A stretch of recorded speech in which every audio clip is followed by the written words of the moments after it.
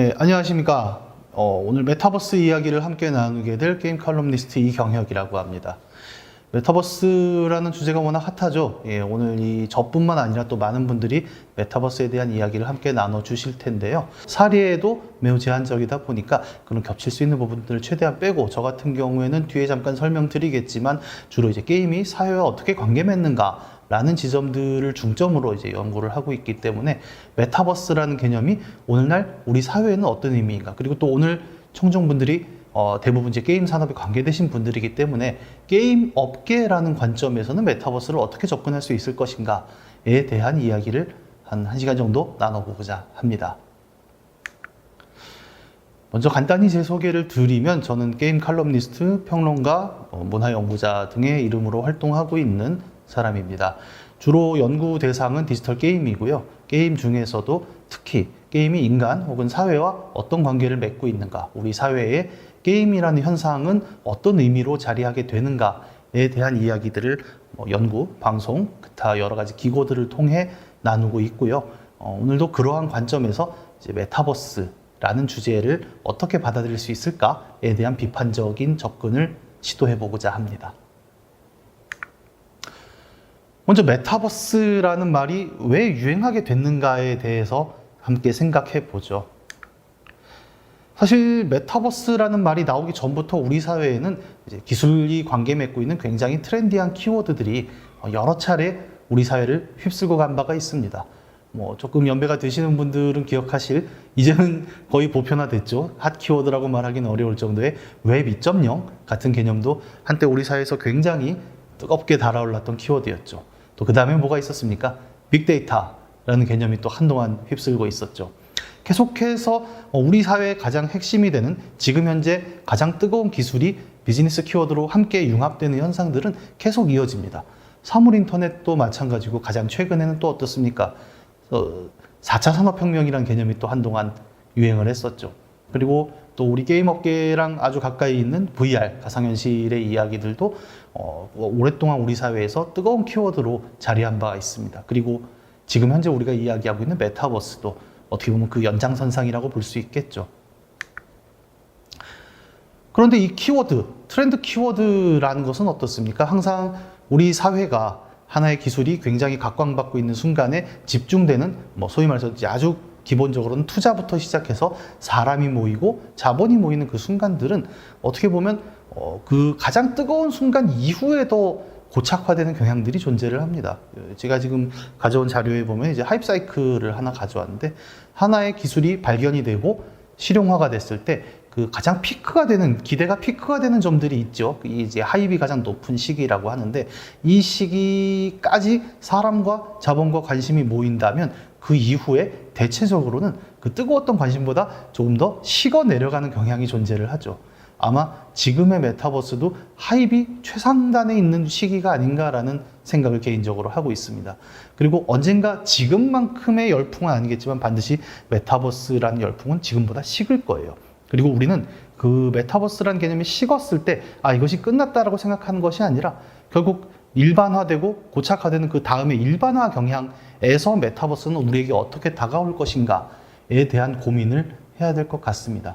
제가 가져온 이 하이프 사이클이라는 그래프가 그동안 트렌드 키워드에서 보여준 경향들을 메타버스에서도 어떻게 이해할 수 있을 것인가에 대한 좋은 사례가 될 것입니다. 이렇게 이야기를 시작을 드렸는데, 그럼 메타버스라는 지금의 트렌드 키워드는 지금 당장 뜬 것인가에 대해서부터 먼저 좀 짚어봐야 될 것 같습니다. 사실 게임 업계에 계신 분들은 많이 아시겠지만, 메타버스가 갑자기 2019년, 20년에 휙 튀어나온 완전히 새로운 용어는 아니죠. 특히 게임 쪽에서는 꽤나 오래된 개념입니다. 2003년에 나왔던, 지금 제가 화면에 가져온 세컨드 라이프 같은 경우가 어떻게 보면 이제 메타버스라고 오늘날 우리가 이야기하는 개념의 가장 원조적인 사례이겠죠. 오늘날의 VR이라는 건 그렇죠. 가상현실이라는 건 주로 이제 헤드마운트 디스플레이, HMD를 쓰고 그 안에서 시각, 그 다음에 자신의 위치 감각, 청각을 통해서 가상의 공간의 감각들을 느끼는 방식으로 이야기를 하고 있지만, 그 VR이라는 용어가 쓰이기 전에 일반적으로 우리가 가상현실이라고 불렀던 어떤 용어에서는 그냥 디지털 공간 안에 구성된 3차원 공간까지도 우리는 가상현실이라고 부른 적이 있었습니다. 그리고 그런 가상현실을 이야기할 때 이 세컨드 라이프는 굉장히 2000년대 초반, 21세기 초반에 뜨겁게 거론된 바가 있었죠. 오늘날 기준으로 이 세컨드 라이프를 돌아보면 어떻게 보면 MMORPG와 비슷한 형태의 3차원 공간 구성이라고 볼 수 있을 것입니다. 다만 오늘날 우리가 MMORPG에서 겪고 보고 느끼는 그런 공간과는 조금 컨텐츠적 측면에서 차이를 보이고 있죠. 왜냐하면 세컨드 라이프가 표방했던 것은 오늘날의 MMORPG들이 보여주는 것처럼 굉장히 그 판타지적인 공간, 그 판타지가 뭐 중세 유럽풍일 수도 있고 아니면 완전히 뭐 새로운 세계일 수도 있고 SF의 공간일 수도 있겠지만 그런 공간을 지향한 것이 아니라 현실에 존재하는 공간 자체를 동일한 개념으로 확장시켰다라는 것이 이제 세컨드 라이프가 가상현실 안에 구축하고 싶었던 세계관이었습니다. 그렇기 때문에 어떻게 보면 지금 우리가 메타버스라고 이야기하는 현실의 확장이라는 개념에 조금 더 가깝게 다가갈 수 있었던 그런 면모도 존재를 하죠.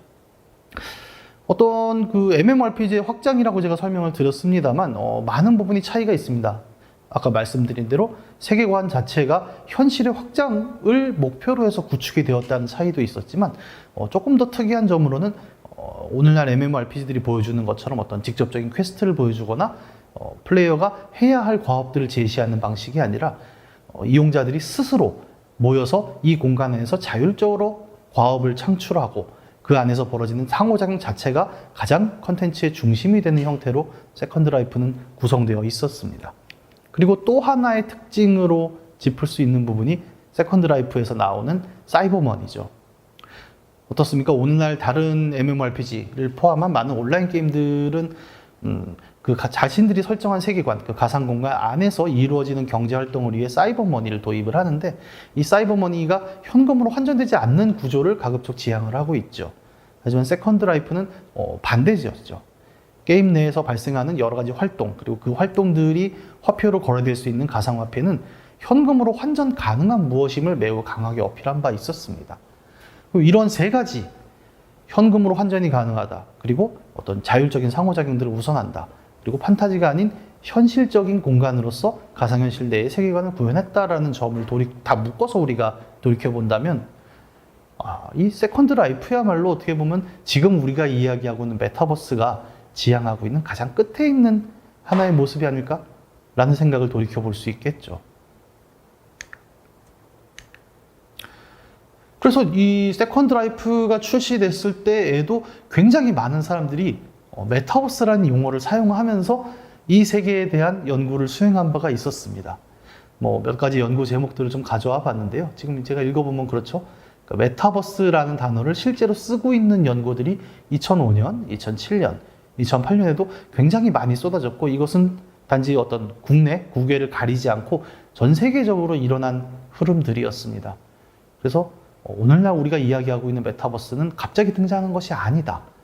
2003년 그 세컨드 라이프가 이미 한번 보여줬던 그 현실 세계의 연장으로서 나타나는 가상현실이라는 공간을 이해하고자 많이들 도입했던 개념이 다시 한번 부각된 것이다 라고 이해하는 것이 적절할 것입니다. 이미 2003년에 한번 21세기 초반에 붐을 이뤘던 메타버스가 왜 2020년부터 갑자기 또 우리 주변에 굉장히 뜨거운 키워드로 자리하게 되었는가 라는 이야기를 한번 생각해 봐야겠죠. 뭐 이건 어려운 얘기가 아니죠. 모두가 짐작하다시피 가장 직접적인 원인으로 꼽을 수 있는 것은 코로나 바이러스로 인한 팬데믹 상황일 것입니다. 굉장히 재미있는 부분들을 많이 만들었죠. 비대면이라고 하는 우리가 사람을 상호작용하기 위해서 기존에는 반드시 어딜 가서 만나야 했고 그랬던 점들이 코로나 상황에서 사회적 거리두기라는 거대한 제한에 의해서 비대면을 강요받게 되는 환경을 저희는 맞이하게 되었습니다. 재밌는 게 이제 저는 뭐 대학에도 왔다 갔다 하고 있지만 대학 같은 공간은 아마 기억하시는 분들 많을 거예요. 2000년대 초반에 인터넷이 활성화되면서 이제 오프라인에서 뭔가 수업을 받고 이런 것은 구시대적이다. 시간과 공간에 구애받지 않고 누구나 자유롭게 어디서든 양질의 컨텐츠를 통해 학습할 수 있는 세계가 곧 도래할 것이다 라는 이야기가 한참 붐을 이뤘던 시기가 있었죠. 그리고 실제로 많이 시현도 됐지만 대학들에서는 어땠습니까?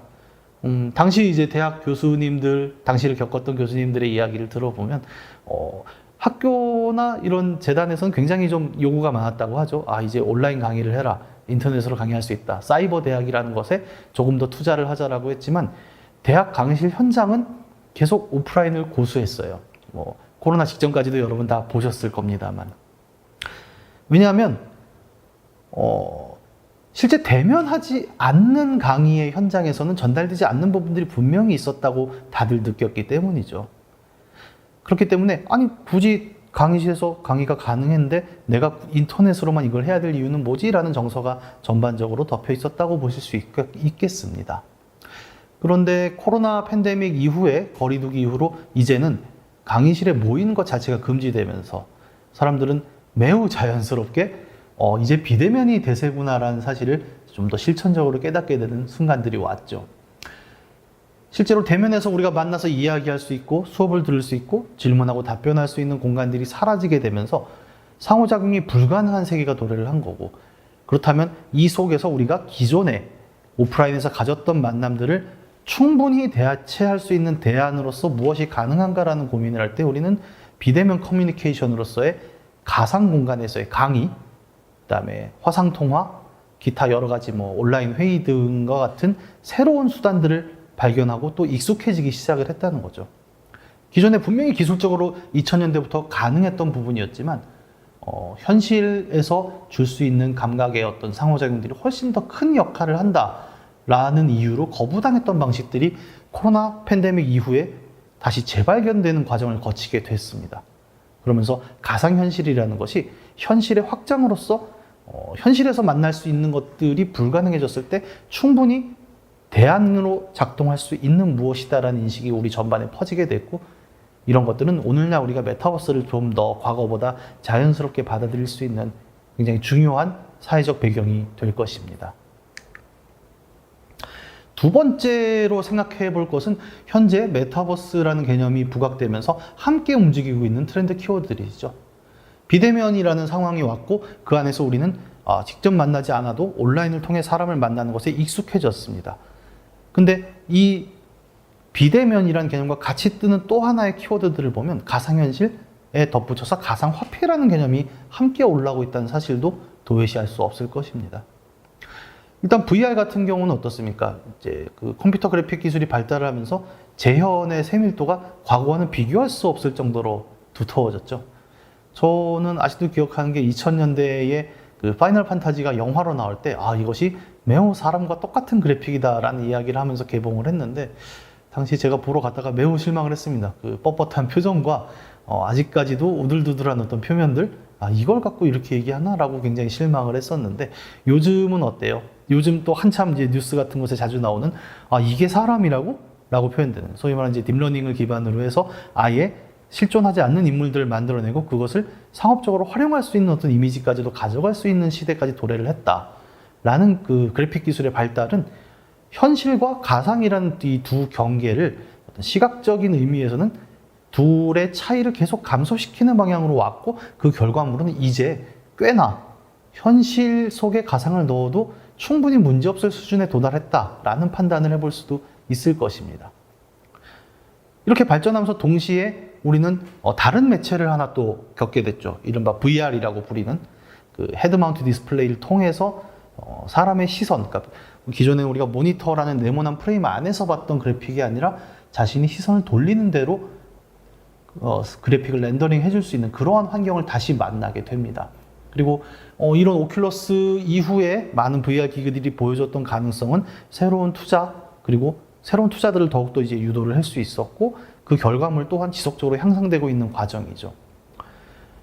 평면적인 그래픽에서의 재현율도 올라갔고, 그것이 3차원 공간에서 위치 기반으로 또 새로운 시각에서 볼 수 있는 VR 기술도 발전을 했습니다. 그리고 여기까지가 우리가 시각적인 매체 안에서의 발전이었다고 한다면, 가상화폐라는 기술이 새롭게 발견되고 개발되는 과정은 이제 시청각 매체로서의 문제가 아니라 실존하는 이윤 자체를 가상 공간과 현실 공간을 연계시킬 수 있는 새로운 수단으로서 각광받고 있다는 점도 우리가 메타버스 이야기를 할 때 굉장히 중요한 점이라고 생각을 합니다.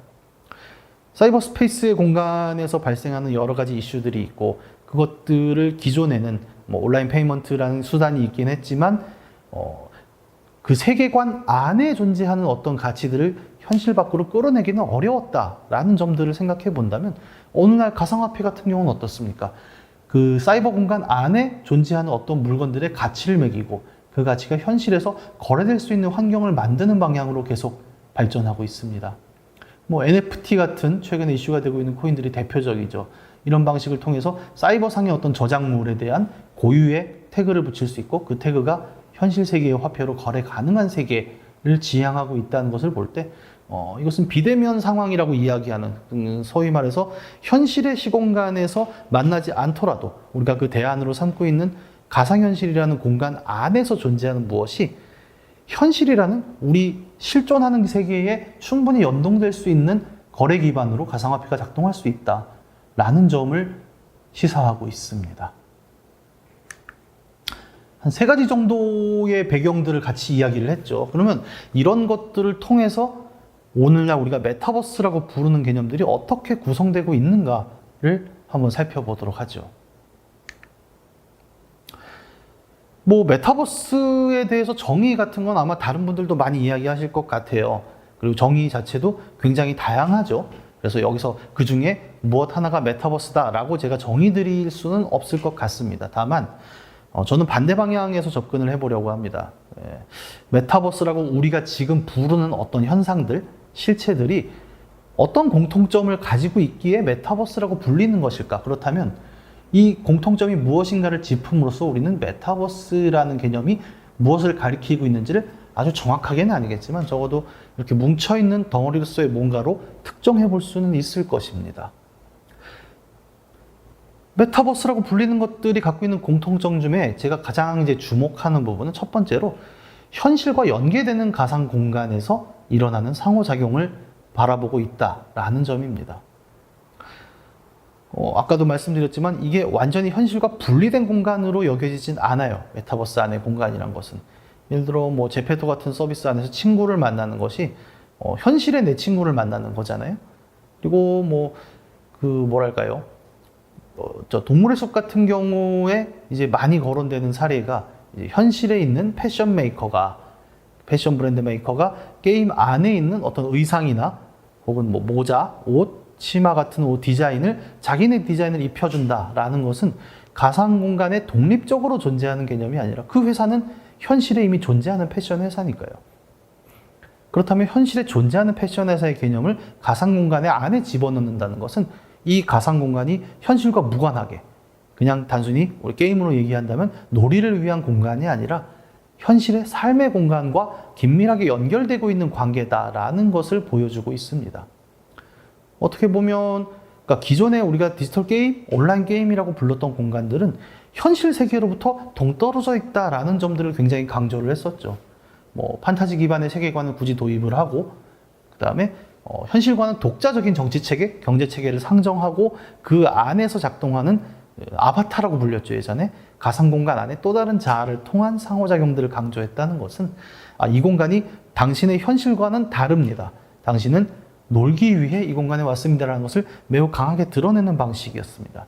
하지만 메타버스는 굳이 그 가상의 사이버 스페이스라는 공간을 현실로부터 분리시키려 하지 않는다는 특징을 볼 수 있습니다. 뭐 현실에 존재하는 많은 것들이 그 안에서 자연스럽게 녹아들어가고, 이런 부분들을 오히려 역으로 강조하면서 만들고 있죠.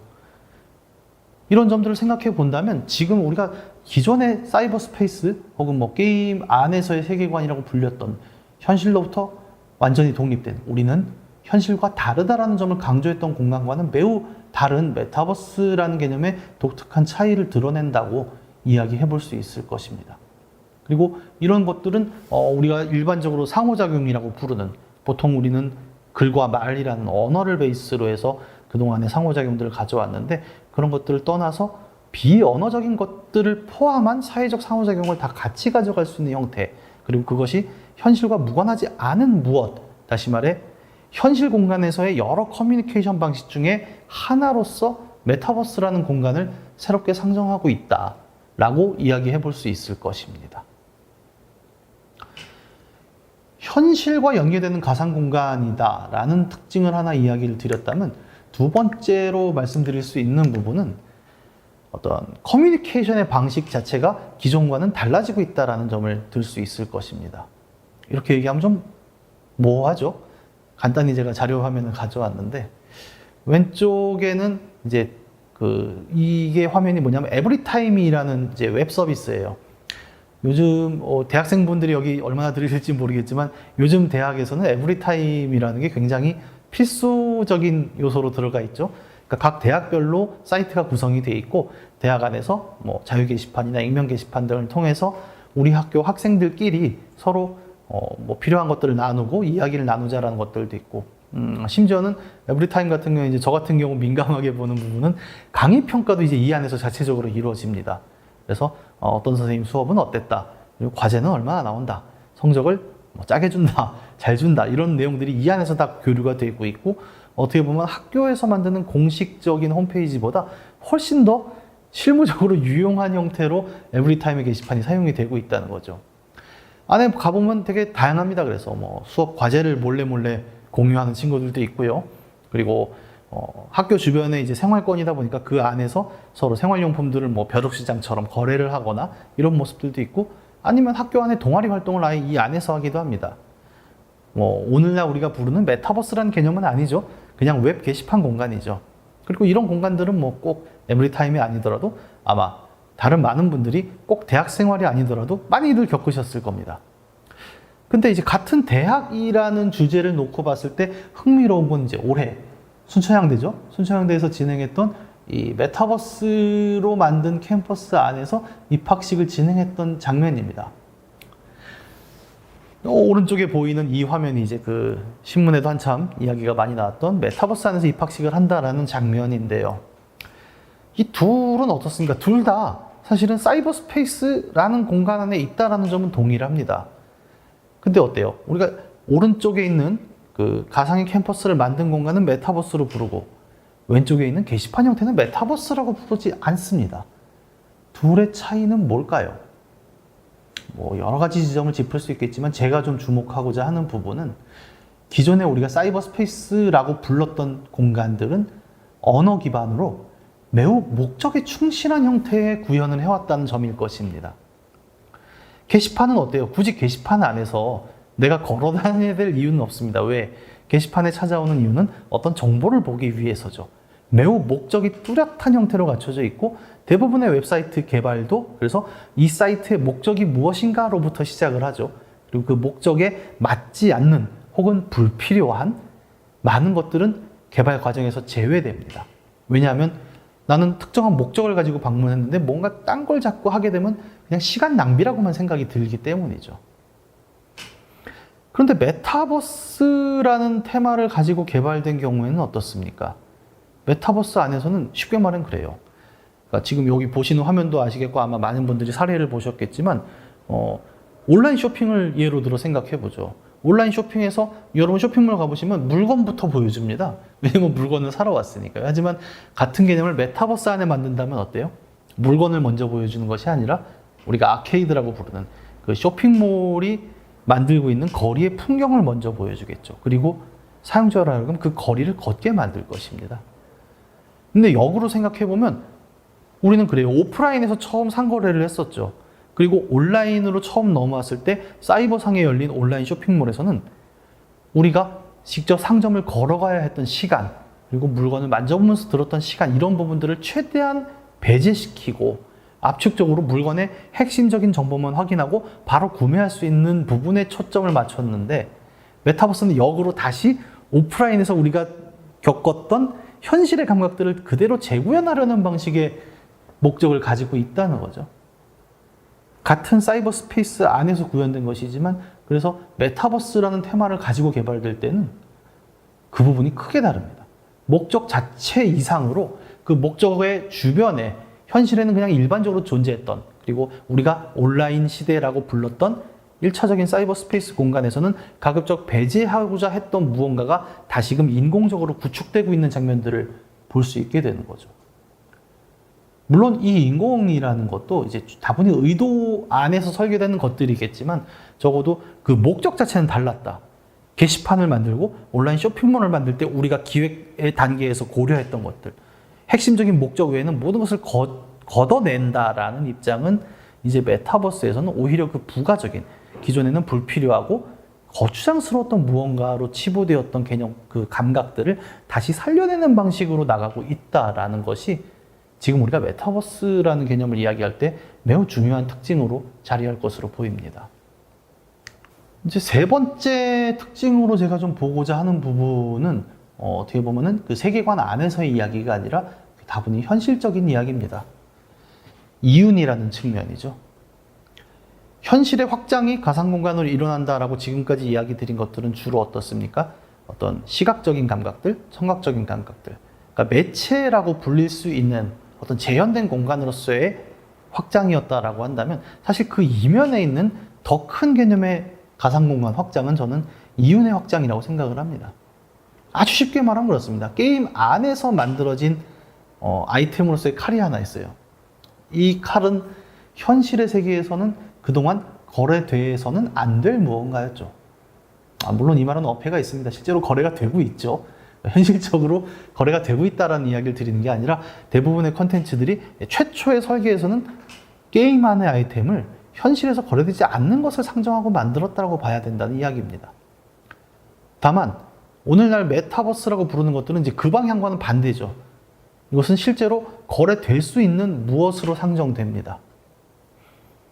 이 개념이 뭐 메타버스에서만 반드시 비롯됐다고 볼 수는 없어요. 저는 게임 쪽에서 되게 유의미한 사례로 봤던 것 중에 하나는 블리자드의 디아블로 3가 처음 출시되면서 만들려고 했던 아이템 현금 경매장의 사례가 대표적이라고 생각합니다. 게임 안에서 아이템을 얻는 방식은 어떻습니까? 뭐 크래프트라고 해서 재료를 모아서 직접 만드는 방식도 있지만 보통은 사냥이라는 방식을 통해서 몬스터를 잡고 특정한 보스 몬스터를 잡았을 때 그에 상응하는 대가로서 고급 아이템이 떨어지는 형태를 그동안 우리는 많이 봐왔죠. 그런데 이 아이템을 획득할 수 있는 새로운 경로로 우리는 온라인 게임 안에서의 거래까지는 봤단 말입니다. 게임 안에서 제공되는 사이버 머니로 다른 사람의 아이템을 서로 사고 팔 수 있다까지는 경험했는데 디아블로 3 혹은 각각의 게임들이 직접 상정하지는 않았지만 게임이라는 테두리 밖에서 소위 말하는 이제 온라인 아이템 거래라고 불리는 사이트들을 통해서 이루어졌던 가상 공간에서 형성된 특정한 재화 혹은 용역을 현금으로 거래할 수 있다라는 개념이 오늘날 메타버스들이 그 세계관 밖에서 추구하고 있는 어떤 또 하나의 공통점이라고 볼 수 있을 것입니다. 대표적으로 나타나는 게 어스투로 불리는 그 사이트와 서비스죠. 현실의 지구랑 동일한 면적의 세계를 만들어 놓고 그 세계 자체의 존재가 있다라는 점만을 강조하는 것이 아니라 어스투는 그 세계의 부동산이라고 표현을 할까요? 그 공간을 직접 구매할 수 있는 무언가로 제시하면서 서비스의 의미를 만듭니다. 세컨드 라이프도 마찬가지였죠. 현실과 유사한 가상의 세계를 만들었지만 그 안에서 직접 노동을 할 수 있고 그 노동을 통해 만들어진 결과물이 현실의 화폐로 거래될 수 있는 형태를 추구했고 실제로 그렇게 구축을 했죠. 오늘날 메타버스를 만들겠다라고 추구하는 많은 업체들도 이 지점을 간과하고 있지 않습니다. 이런 점들까지를 고려해 본다면 우리는 메타버스라고 불리는 개념 안에서 단순히 그 가상현실 안에 구축된 세계뿐만 아니라 그 세계를 둘러싸고 있는 우리의 현실과 이 세계가 어떻게 연동되는가의 지점에서 그냥 커뮤니케이션의 문제, 매체의 문제가 아니라 현금, 경제적 자원까지도 현실과 충분히 거래될 수 있는 말 그대로 경제적으로 연결된 가상세계를 만들고 있다라고 이야기할 수 있을 것입니다. 메타버스에 관해서 제가 한 3가지 정도의 공통점을 말씀드렸는데요. 뭐 간단하게 요약하면 이렇습니다. 첫 번째로 메타버스가 상정하는 가상공간이라는 것은 기존에 우리가 온라인 게임 등에서 봤던 가상공간과는 달리 현실과 연계되는 가상공간이다라는 지점을 추구하고 있다는 점입니다. 두 번째로는 우리가 온라인 쇼핑몰, 커뮤니티 등에서 봤던 것과 같이 어떤 목적을 위해서 목적 외의 것들을 제거하는 방식으로 서비스를 구축하는 것이 아니라 그 공간이 현실과 연계된 공간인 만큼 현실에서 가졌던 어떤 제약 혹은 장벽, 우리가 뭐 상점까지 걸어가는 거리까지도 다 구축할 수 있어야 한다라는 말 그대로 현실의 연계로서 목적적이지 않은 비목적적인 모든 것들도 포함한 형태를 추구하고 있다라는 것을 두 번째 공통점으로 말씀드릴 수 있을 것입니다. 마지막 세 번째가 그 현실과 가상의 연계가 단순히 매체적 구현뿐만이 아니라 이윤, 경제적 이익이라는 측면에서도까지 그 안에 있는 어떤 오브젝트들을 현실적인 화폐로 거래할 수 있는 수준까지를 만들고자 한다라는 것이 세 번째 특징일 것입니다. 이렇게 이야기를 해본다면 우리는 메타버스가 무엇이다 라고 정의하기는 어려울지 몰라도 적어도 오늘날 메타버스라고 스스로를 표방하는 많은 서비스와 컨텐츠들이 어느 방향으로 가고 있구나 라는 것은 개략적으로 이해할 수 있을 것 같아요. 예, 앞서서 이제 메타버스라는 것을 우리가 정의하기보다는 오늘날 메타버스라고 부르는 것들이 어떤 공통점을 갖고 있는가를 이야기함으로써 메타버스가 대충 이런 분위기구나라는 어떤 덩어리진 감각에 대한 공유는 우리가 함께 나눈 것 같습니다. 그러면 이러한 메타버스를 우리가 게임이라는, 디지털 게임이라는 측면에서 본다면 어떻게 이해해 볼 수 있을까에 대한 이야기를 조금 더 드려보도록 하죠. 우리가 게임이라고 부르는 영역에서는 오랫동안 그 매직 서클이라는 개념을 사용해 온 걸 아마 많이들 알고 계실 겁니다. 매직 서클이라는 건 어떻습니까? 우리말로 번역하면 마법진 정도가 되겠죠. 저는 어렸을 때 그랑조 같은 애니메이션을 보면 이렇게 마법진을 그려서 로봇이 쫙 올라오는 그런 장면을 보고 자란 세대입니다. 마법진이라고 굳이 이제 매직 서클이라는 개념을 가져오는 건 어떠냐면 그런 바닥에 그리는 그림으로서의 의미라기보다는 서클, 그러니까 일종의 결계죠. 특정한 공간을 마법적으로 분리시켜 놓고 그 결계 안쪽과 바깥쪽을 다르게 본다라는 개념으로 게임에서는 오랫동안 매직 서클이라는 개념을 활용해 온 바 있었습니다. 보통 이제 비유를 많이 드는 건 그렇죠. 축구장의 비유죠. 서울에 있는 상암 월드컵 경기장 같은 경우에는 도로명 주소를 갖고 있고 부동산 등기가 되어 있는 서울시의 건축물 중에 하나입니다만 우리가 그 피버라고 부르는 잔디밭 안에서 벌어지는 경기를 그 부동산의 어떤 귀속된 무언가로 생각하지는 않는다는 거죠. 현실에 존재하지만 그 네모난 잔디밭 안에는 일종의 가상의 결계가 쳐져 있고 그 안에서 벌어지는 세계는 각각 11명의 팀이 공 하나를 놓고 서로의 골대에 공을 차 넣어서 이기고 짐을 겨루는 완전히 현실과 분리된 가상의 세계였습니다. 대부분의 놀이는 이런 매직 서클이라고 부르는 가상의 결계를 치고 있죠. 어렸을 때 하는 아이들 놀이 어떻습니까? 얼음땡 같은 놀이도 어때요? 이 공간 안에선 얼음이라고 부르면 사람이 쳐도 술래가 쳐도 문제가 되지 않는 새로운 규칙이 있었죠. 하지만 그 규칙은 어때요? 엄마가 이제 해졌으니 밥 먹으러 들어와라 하는 순간 깨지게 됩니다. 놀이라는 것은 언제나 우리에게 그동안 현실에서부터 영향받지 않는 특유의 규칙을 통해서 형성되는 완전히 가상의 세계였어요. 디지털 게임도 놀이의 연장이라고 볼 수 있다면 우리는 항상 이 게임 안에서 벌어지는 세계의 이야기 그리고 상호작용들을 그 매직 서클의 안쪽에서 즐겼다고 이야기해 볼 수 있을 것입니다. 실제로 많이 그렇죠. 내가 온라인 게임에서 굉장히 큰 길드의 길드장이고 최고의 검사다라고 하지만 현실에 나와서 회사에 가서 내가 이런 검사야 라고 얘기했을 때 사람들은 그냥 웃어줄 뿐이지 그래서 검사님 존경합니다 이런 얘기를 듣지는 않는단 말이죠. 현실과 놀이의 경계는 매우 분명했죠. 그런데 요즘은 어떻습니까? 이 매직 서클이라고 불렸던 오랫동안 이 매직 서클은 디지털 게임을 규정하는 굉장히 중요한 개념이기도 했어요.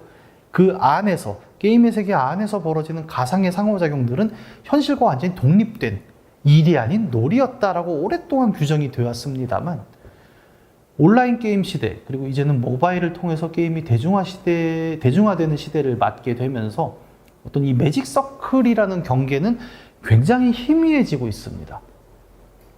대표적인 게 뭐냐면 게임 안에 이제는 현금으로 개입할 수 있게 된 시대가 왔다는 거죠. 예를 들어서 특정 게임의 고수, 뭐 예를 들어 볼까요? 철권 같은 경우. 저는 철권을 되게 좋아하지만 잘 하진 못합니다.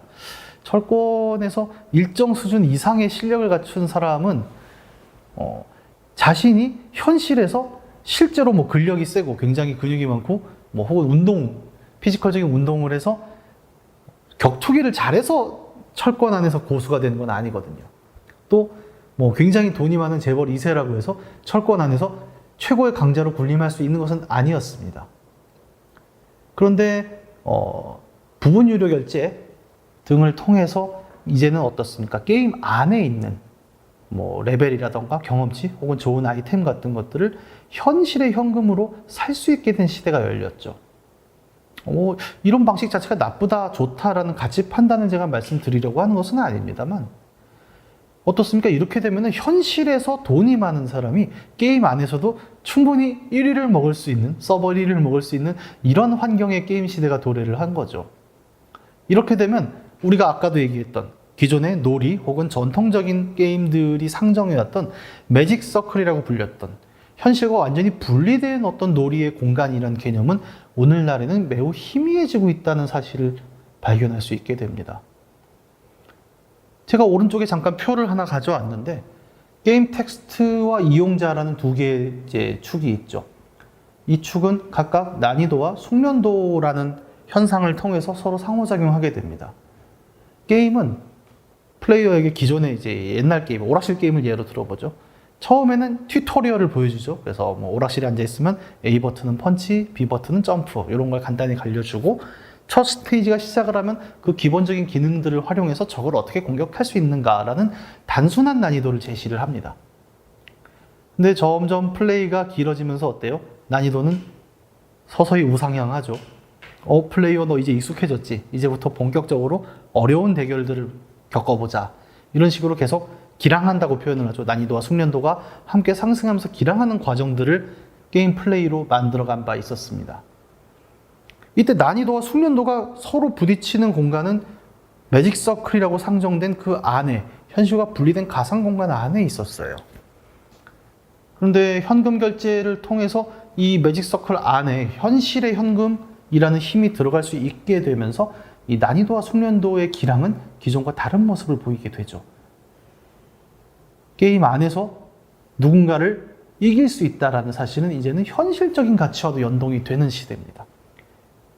메타버스 이야기가 아니었지만 제가 앞에서 메타버스 이야기를 드린 부분과 어느 정도 겹치는 게 있는 걸 확인하실 수 있을 거예요. 그래서 게임의 입장에서 볼 때 메타버스라는 것은 어떤 전통적인 우리가 싱글 플레이나 아케이드 시대의 게임을 이야기하는 것이 아니라 온라인 시대에 매직 서클이라고 불렀던 놀이와 현실의 경계가 많이 희미해진 시대의 게임으로서는 사실상 메타버스와 매우 유사한 영역을 보이고 있다라고 이야기를 해볼 수 있을 것입니다. 그래서 좀 극렬하게 얘기를 해본다면 현실과 게임이 맺는 관계, 지금의 온라인 시대 이후에 현실과 게임이 맺는 관계는 어떻게 보면 그 자체가 이미 메타버스일 수도 있다라는 생각을 해보게 되는 거죠. 실제로 메타버스의 사례로 많이 언급되는 여러 케이스 중에 이제 왼쪽에 보이는 사례 같은 경우에는 게임 아이템을 현금으로 거래할 수 있는 사이트예요. 이런 것도 이제 메타버스의 사례로 나오고 있지요. 그리고 이런 사이트 이전에도 한국에서는 2000년대 온라인 게임 이후에 지속적으로 온라인 게임에서 만들어진 특정한 아이템을 현금을 통해 거래할 수 있는 방식들이 지속적으로 대중화되고 있었습니다. 여기 보시면은 뭐 어마어마한 양의 금액, 그 아이템 거래액을 보실 수가 있을 거예요. 이미 현실의 게임 아이템이라는 것은 현금을 통해서 거래가 될 수 있는, 현실에서 거래 가능한, 이거를 이제 상법적으로 이제 상품이나 재화로 규정할 수 있을 것인가라는 논의가 법학계에서 이루어질 수 있을 정도로 게임 속의 아이템이라는 것은 게임 안에, 매직 서클 안에 존재하지 않는 현실이 된 거죠. 뭐 가끔 이야기하지만 우리가 리니지에서 그 제일 비싼 아이템으로 많이 거론되는 진명황의 집행검이라는 아이템이 있죠. 호가는 뭐 그때그때 다릅니다만 뭐 누구는 이제 1억 5천까지 호가를 찍었다.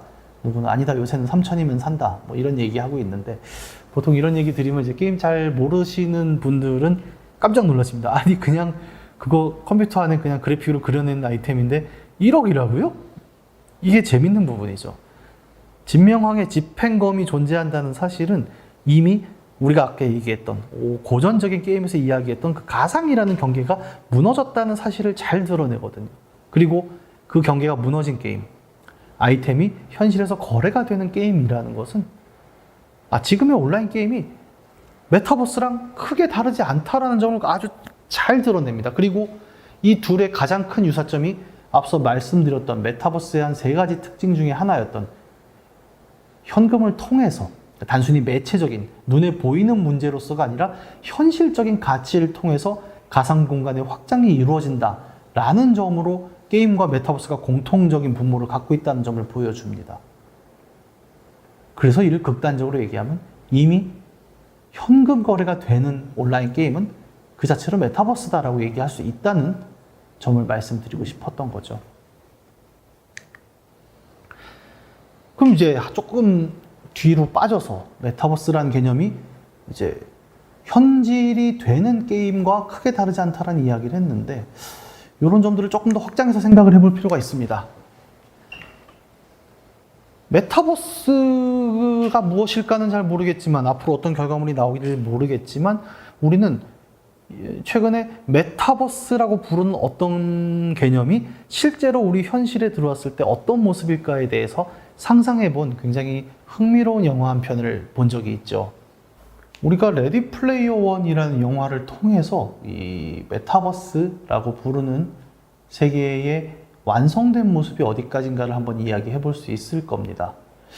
이 영화는 등장 당시에 이제 그 VR이라는 개념, 그 다음에 가상현실이라는 개념을 어떻게 잘 구축했다라는 평가도 받았고, 또 게이머들로부터는 어떤 고전 레트로 게임에서 굉장히 유명했던 캐릭터나 세계관들을 계속 오마주로 집어넣으면서 굉장히 향수를 자극한 쪽의 그런 영화였다라고 많이들 평가를 받고 있습니다.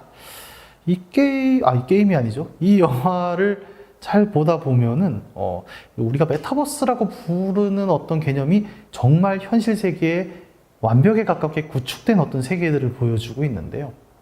첫 번째로 그 VR 장비를 쓰죠. 그러니까 우리가 이야기하는 지금도 쓰고 있는 헤드마운트 디스플레이뿐만이 아니라 스킨슈트라고 부르는 온몸에 착용할 수 있는 이제 전신 슈트를 입는데, 이 전신 슈트는 가상 세계 안에서 벌어진 일들을 촉각으로 각 스킨에 전달해 줌으로써 우리가 시청각, 위치 감각뿐만이 아니라 촉각까지도 함께 제공받을 수 있는 기능을 제공하면서 플레이어로 하여금 가상 세계 안의 공간을 더욱더 현실에 내 바로 가까이 붙어있는 무엇으로 인식하게 만드는 역할을 합니다.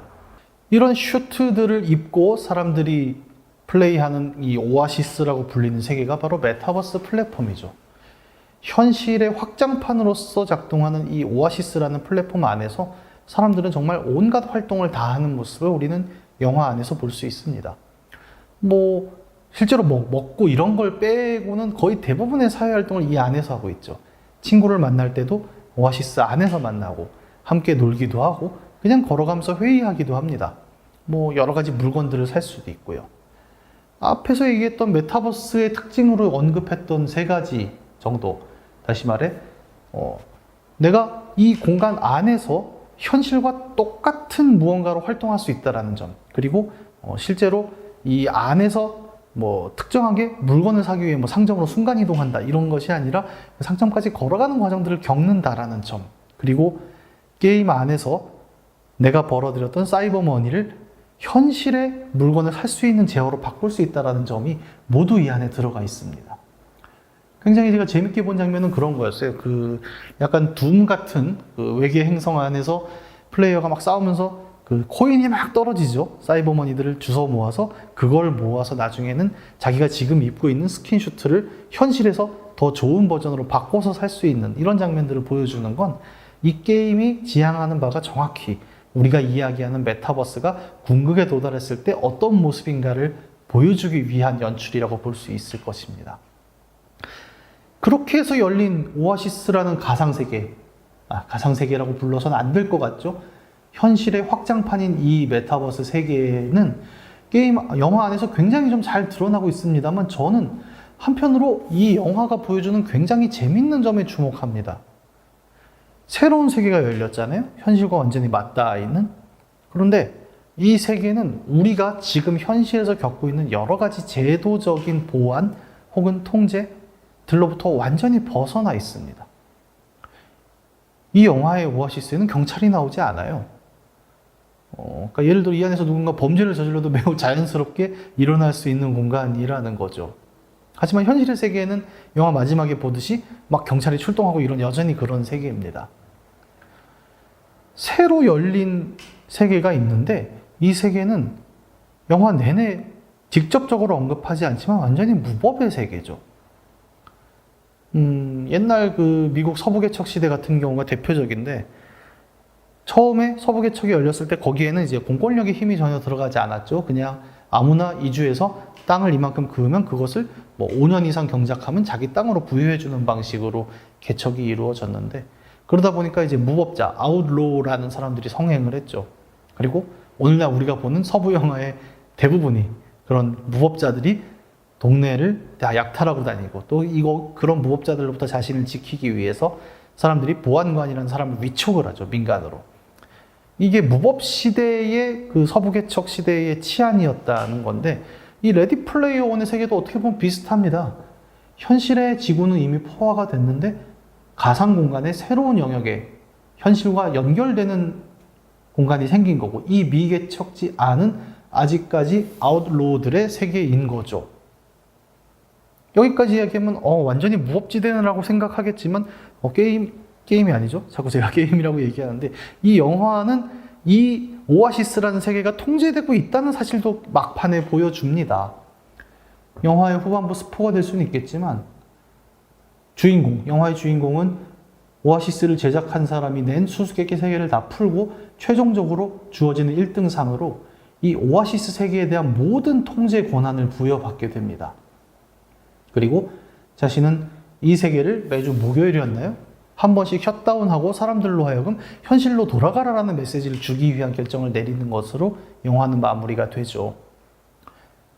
셧다운제 얘기를 하려는 건 아닙니다만 어떻게 보십니까?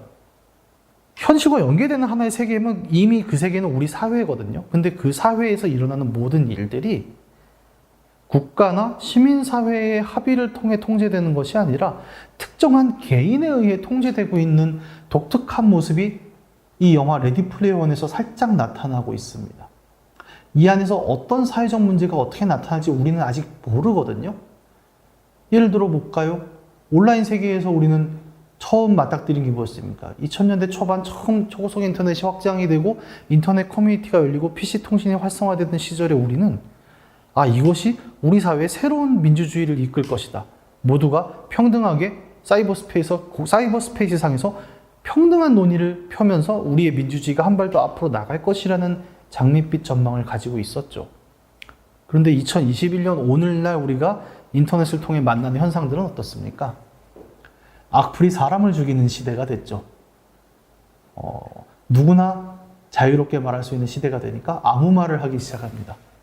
그리고 사기를 치죠. 보이스피싱을 하고 스캠이라고 불리는 감정 낚시를 하고 우리가 사이버 스페이스라는 세계를 상상할 때는 미처 보지 못했던 이 기술을 통해서 이루어진 새로운 커뮤니케이션으로 우리는 또 다른 위협들을 만나고 있단 말이죠. 그리고 법과 제도는 이 문제를 따라가기 위해 계속 뭔가를 하고 있지만 여전히 우리는 이 문제를 해결하지 못하고 있습니다.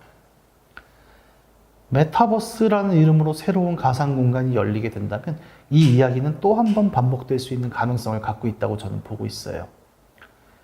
사이버 스페이스에서 통제되지 않는 문제는 더욱더 심해질 것인데 영화 레디 플레이어 원에서 살짝 나타났던 것처럼 우리는 아직 이 세계에서 무슨 문제가 일어날지 모르는 상황이거든요. 그리고 그러한 세계에 대한 통제권이 심지어 합의되지도 않았는데 이 세계를 만들었다는 이유만으로 누군가 한 사람에게 독점되고 있다는 사실이 살짝 드러난다는 점은 레디 플레이어 원으로 메타버스를 생각했을 때 섬뜩한 구석을 보여주는 부분이 있죠.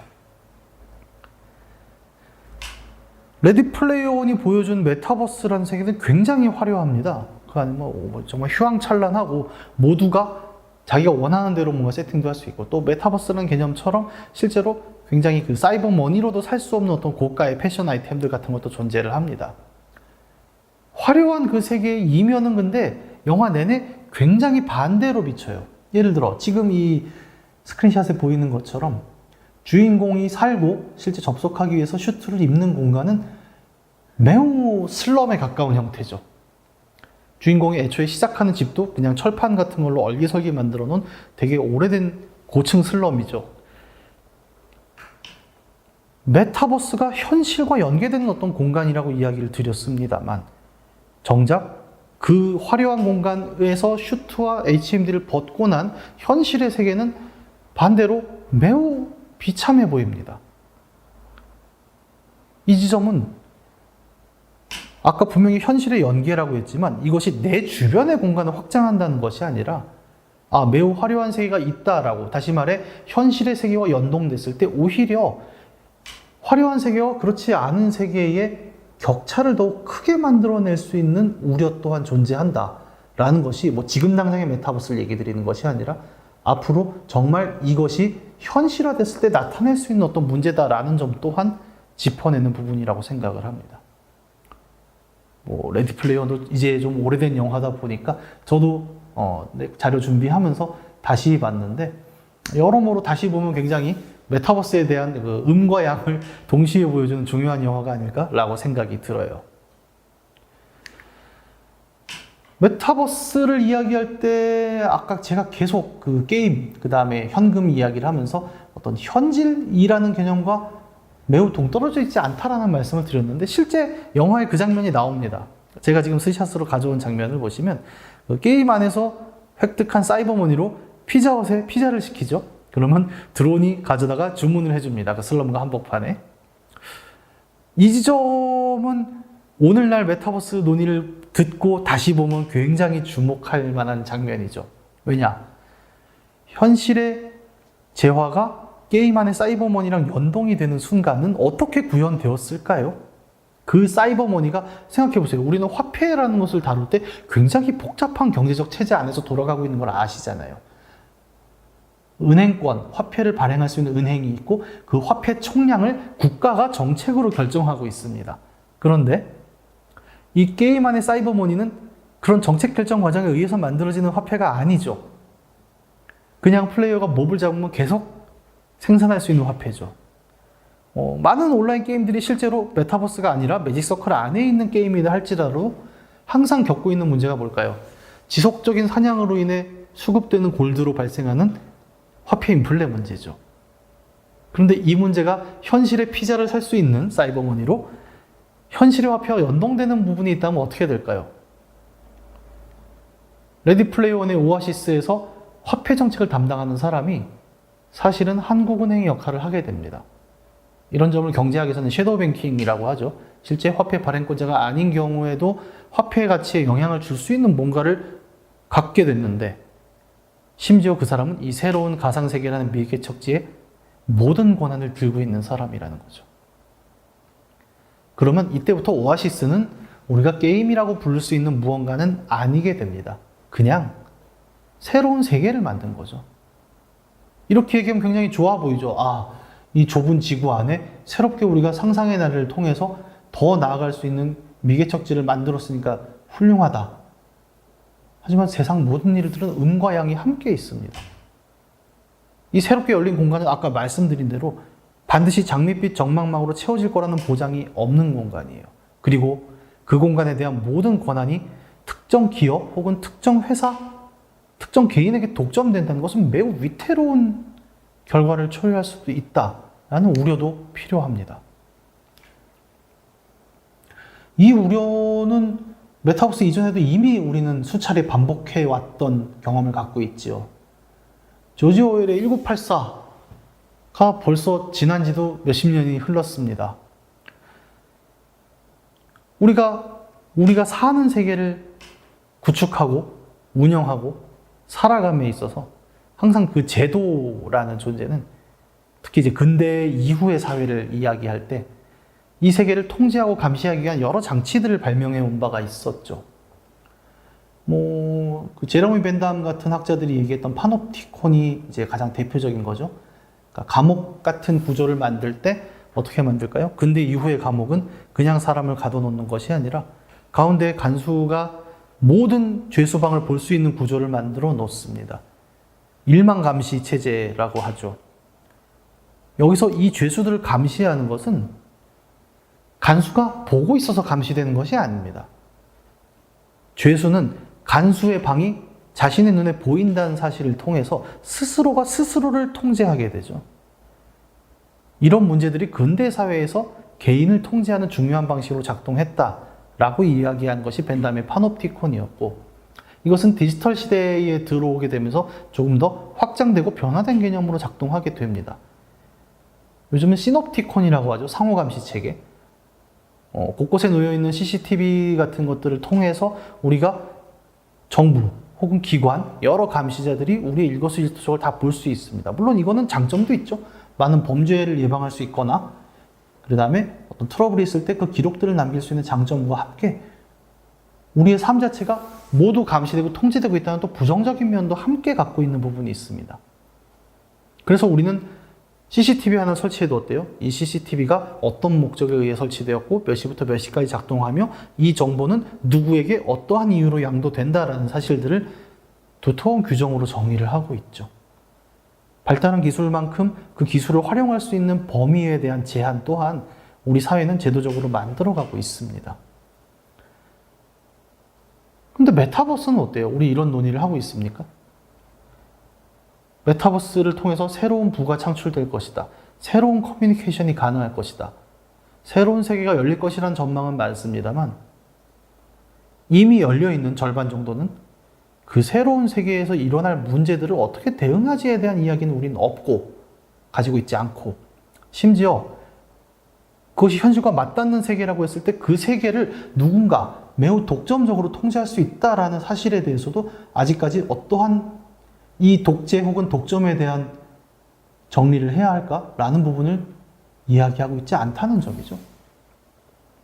새로운 세계가 열렸지만, 아까 서부 개척 시대 얘기를 잠깐 했지만, 그 새로 열린 광활한 개척지가 특정한 기업에 의해 독점되는 것은 과연 올바른가? 라는 생각을 할 필요가 있습니다. 그런데 지금 메타버스를 구현하는 것은, 메타버스를 이루겠다라고 하는 많은 도전들은 사실상 그 새로 열린 세계를 우리가 독점하겠다라는 전제를 기본적으로 깔고 갑니다. 이건 그 기업의 잘못은 아니죠. 그 세계를 만들려면 그 독점은 나올 수밖에 없는 겁니다. 근데 그게 말 그대로 현실과 연계되는, 현실이 확장된 공간이라고 한다면 그 세계는 특정 기업의 영역에만 좌우되어서는 안 된다는 문제를 우리는 곧 마주하게 될 수도 있습니다. 그냥 그 기업이 돈을 잘 번다 라는 이유로 두게 된다면 굉장히 모순적인 거죠. 그냥 기업의 것이다라고 두게 된다면 그 공간은 현실 사회에 확장이 되어서는 안 되겠죠. 매직 서클 안에 들어가 있어야 합니다. 하지만 정말 그 안에서 벌어지는 모든 활동이 현실의 화폐로 대체되고 사람들이 그 안에서 정치적, 경제적, 문화적 활동을 다 현실 사회와 연계되는 활동을 할 수 있는 거라면 그것은 특정 기업의 것이어야 할까요? 라는 의문을 우리는 맞이하게 될 수밖에 없어요. 그리고 이 얘기는 앞서 이야기한 것처럼 게임의 입장에서 메타버스를 봤을 때 발생했던 문제, 매직 서클이라는 개념이 희미해지고 있는 시대에 이 새로 열린 공간을 정말로 현실의 무언가로 받아들일 것인가? 라는 질문과 맞닿게 됩니다.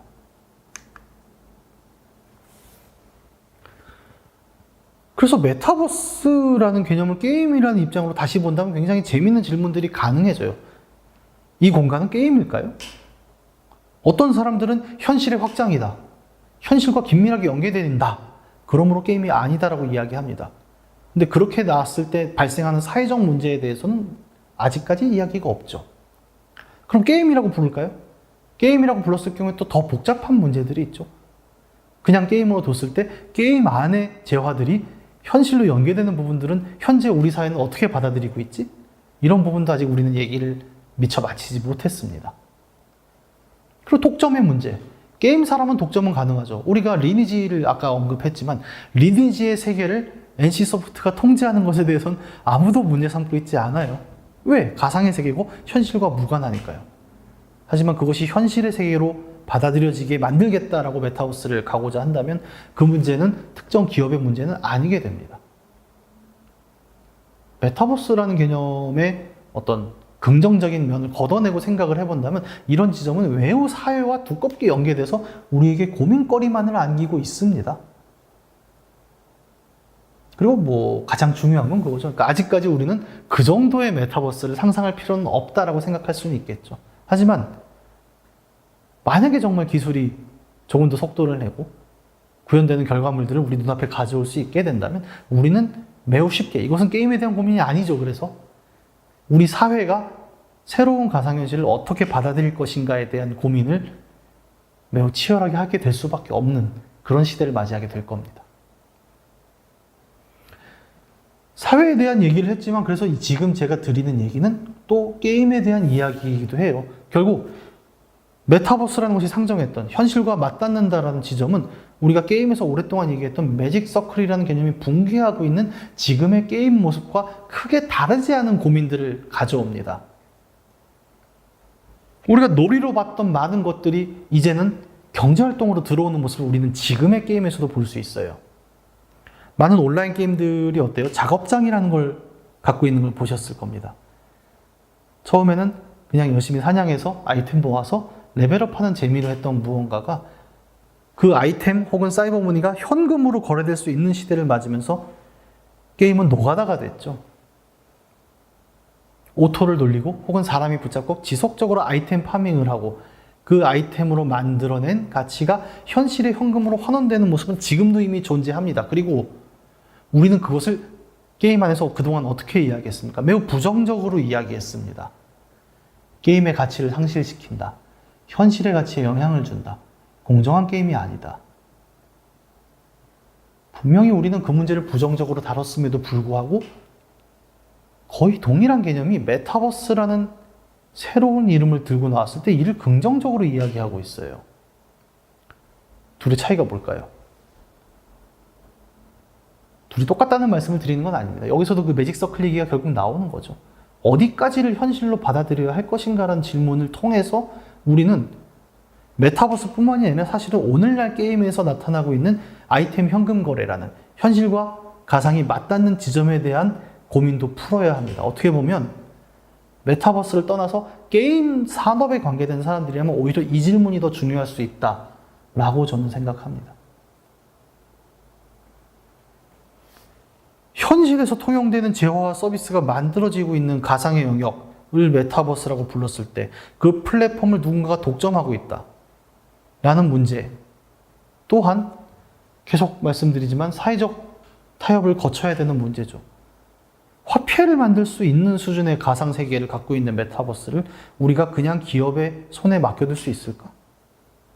혹은 모든 사람들이 어느 순간에 그 안에서만 직업을 얻게 되고 수입을 얻게 되는 상황이 됐을 때 레디 플레이어 원의 주인공처럼 누군가 그것을 자기 의지대로 셧다운을 해버릴 수 있는 권한을 갖고 있다면 그 권한이 우리 사회에 미칠 수 있는 영향은 어떤 것일까? 이런 점들도 고민을 해야 합니다. 신세계라고 자꾸 제가 표현을 하죠. 그러니까 지금 현재의 신세계라기보단 메타버스가 궁극적으로 지향하는 바는 좁아 터진 지구 안에서 새로운 비즈니스 가능성을 창출해내는 신세계로서 계속 호명되고 있는 것 같습니다. 가능성을 주제로 해서 만들어지는 키워드들은 언제나 그래서 긍정적인 이야기로 점철이 되죠. 그런데 이 비즈니스는 정말 그 말해지는 것만큼의 부 혹은 이윤을 가져올 수 있는 매체인가? 라는 점도 사실 아까 얘기했던 어떤 독점의 문제, 사회적 문제가 고려되지 않은 상황에서는 매우 거품일 수밖에 없습니다. 좋은 얘기만 하면 당연히 좋게만 보이는 거죠. 하지만 그냥 기술적인 실현 가능성을 떠나서 이 기술이 성공적으로 완성되더라도 이것이 우리 사회에 들어와서 현실과 관계 맺기 위해서 필요한 또 더 많은 장벽들이 존재를 한다라는 말씀을 드리고 싶었던 거죠. 그리고 그런 가능성을 포함을 한다면, 그 위협들을 포함한다면 지금 우리가 이야기하고 있는 메타버스의 가능성만큼이 정말 도달 가능한 수준일까? 라는 고민도 필요해 보입니다. 메타버스에 대해서 어떻게 보면 좀 기존에 이야기됐던, 보통 이제 메타버스에 대한 이야기를 들어보면 그렇죠. 그러니까 지금까지 메타버스란 무엇이다. 그리고 메타버스를 구성하는 요소들은 무엇이다. 그리고 이 메타버스를 성공적으로 구현한 사례는 무엇이다라는 얘기를 그동안 많이 보셨을 겁니다. 저도 뭐 그런 얘기들을 가져오려고 했지만, 그런데 이미 많이 들으신 얘기를 또 드리는 것보다는 약간 메타버스를 사회적인 측면에서 보면 어떨까? 라는 질문에 대한 답변으로 오늘 얘기를 좀 저는 정리하려고 했습니다. 기술적인 건 아마 저보다 다른 여러분들이 더 잘 아실 것 같아요. 그런데 이 메타버스라는 것이 점점 우리 사회에 들어오기 시작을 했고, 뭐 그 구현이 실제로 완성이 됐는가 아니면 매우 초보적인 수준인가는 별개로 치더라도 어쨌든 이제는 우리 사회에 일부분 영향을 줄 수 있는 무언가로 들어오고 있다라고 상정했을 때, 우리는 기존의 사회가 무엇을 더 바꾸고 무엇을 더 고민해야 하는가라는 질문에 닿을 수밖에 없다라는 말씀을 드리고 싶었습니다. 특히 게임 관련 업계 혹은 관계자들은 더욱 그럴 거예요. 많은 사람들은 메타버스를 게임과 연관지어 생각을 합니다. 그런데 저도 그런 질문을 많이 받아요. 게임 관련해서 여기저기 이야기를 하다 보면 요즘 메타버스라는 키워드 핫하잖아요. 근데 게임이 메타버스랑 매우 가깝게 있지 않나요? 라는 질문을 받을 때마다 저는 오히려 메타버스가 게임에 가깝다는 문제 때문에 우리가 고민해야 할 게 더 많구나라는 생각을 자꾸 하게 됩니다. 메타버스는 게임일까요? 이 질문에 대한 답변은 그렇습니다와 아니다가 저는 공존한다고 생각합니다. 왜냐? 메타버스를 어떻게 만들어가느냐에 따라 이것은 게임이 될 수도 있고 아닐 수도 있죠. 여기서 저는 그 게임이라는 가치를 다시 돌아봅니다. 우리는 게임이란 것을 그동안 어떻게 생각을 했었나? 놀이라는 것은, 게임도 결국 놀이의 연장이라고 본다면, 오랫동안 일 혹은 먹고 살기 위해 해야 하는 무언가에 남는 시간에 즐기는 유희의 일종이었죠. 메타버스가 게임이라고 한다면 우리는 놀이 공간을 더 확장시키는 거겠죠. 하지만 지금의 메타버스는 그런 의미에서라면 게임이 아닙니다. 어떻게 보면 게임이 그동안 가상공간에서 만들어온 하나의 기술 그리고 방법론을 가지고 실제 세계를 만들겠다고 하는 도전일 수는 있겠죠. 그런 점에서 누가 물어본다면 저는 그런 의미에서는 메타버스는 게임이 아닙니다라고 말씀드릴 수 있을 겁니다. 이 얘기는 사실 지금 우리가 게임 이슈에서 이야기하고 있는 또 다른 얘기와 더 맞닿습니다. 뭐 이런 얘기 있죠. 현질이 되는 게임은 정말 게임인가? 라는 얘기를 많이 하죠. 저는 이 입장도 또 사람마다 그렇다와 아니다가 갈린다고 생각은 해요. 누군가는 현질이 되는 게임을 게임으로 받아들이지 않으려고 하죠. 그리고 어떤 사람들은 그거 자체가 뭐가 문제냐 또 받아들이기도 합니다. 이 두 입장을 모두 떠나서 현질이 되는 게임이라는 주제가 왜 메타버스랑 비슷한 시기에 같이 나타나고 있는가라는 점은 흥미롭습니다. 가상과 현실의 세계가 그 구분이 희미해지고 게임에서 오랫동안 유희의 영역으로 이야기되었던 매직 서클이라는 경계 또한 희미해집니다.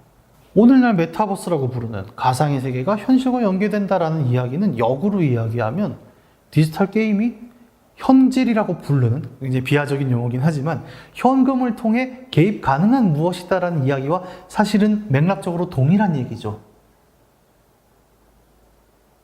그런데 우리는 현질에 대해서는 사람들이 그렇게 부정적으로 얘기하고 조심해야 한다라고 이야기하는데, 같은 이야기가 메타버스에서는 매우 긍정적인 요소로 작용하는 모습을 볼 수 있습니다. 무엇이 하나가 옳고 무엇이 하나가 그른 걸까요? 적어도 두 입장이 서로 모순된다라는 점은 저는 맞다고 생각하고, 그 괴리는 되게 우리가 좀 돌아봐야 될 지점이라고 생각을 하는 거예요. 아주 이 이야기를 요약해 볼까요? 현실과 가상이 서로 현금을 통해 연계되는 것은 우리에게 긍정적일까요? 부정적일까요? 메타버스가 담고 있는 되게 중요한 특징 중에 하나인 현실과 가상이 현금으로 연계된다는 점은 우리가 게임에서 오랫동안 겪어왔던 어떤 부정적인 모습들을 포함해서 생각해 볼 필요가 있습니다. 메타버스에 대해서 저는 오늘 개념을 잡기보다는 실제 메타버스로 구현되는 것들이 갖고 있는 공통점들을 살펴봤고, 그것이 게임이라는 입장에서 봤을 때 가상과 현실의 연계라는 것이 단순히 매체적인 측면이 아니라 실질적인 이윤으로 연동되는 무언가라는 개념으로 존재한다라는 이야기를 드렸습니다. 그리고 그 세계가 특정한 기업, 특정한 개인에게 독점될 수 있을 때 발생할 수 있는 우려들, 그리고 그 우려를 포함해서 새로 열린 가상의 공간으로의 현실 확장이 현금이라는, 이윤이라는 문제로 우리가 엮일 때 그동안 우리가 게임에서 생각했던 오랜 문제들, 가상과 현실이 섞였을 때 발생하는 문제들과 크게 동떨어지지 않다라는 점을 말씀을 드렸습니다. 이것으로 우리가 메타버스에 관련된 모든 고민들을 이야기했다고 말씀드릴 수는 없을 거예요. 다만 게임 입장에서 메타버스를 봤을 때 많은 사람들이 그냥 쉽게 얘기하는 것처럼 그냥 게임이 메타버스다, 혹은 게임이 메타버스와 유사하다라고만 퉁칠 수 없는 많은 또 다른 맥락들이 존재한다. 그리고 그 문제를 해결하는 것이 오늘날 게임의 입장에서 메타버스에 접근하고자 하는 사람들, 혹은 그로부터 발생하는 사회적 문제를 해결하기 위해 움직이고 있는 정부 관계자들, 혹은 유관기관 근무자들, 아니면 저 같은 평론가들을 포함한 많은 사람들이 함께 고민해야 될 문제라고 생각을 합니다. 메타버스에 대한 다른 좋은 사례들과 전망들은 다른 또 훌륭한 선생님들께 맡기고, 저는 이렇게 좋지 않은 얘기, 하지만 우리가 언젠가는 반드시 고민해야 될 어떤 이야기들을 중심으로 여러분과 오랜 시간 이야기 나눴습니다. 네, 이후에도 다른 선생님들 좋은 이야기와 함께 다 같이 메타버스에 대한 많은 고민들 나눌 수 있었으면 좋겠습니다. 네, 저는 여기까지 마치겠습니다. 감사합니다.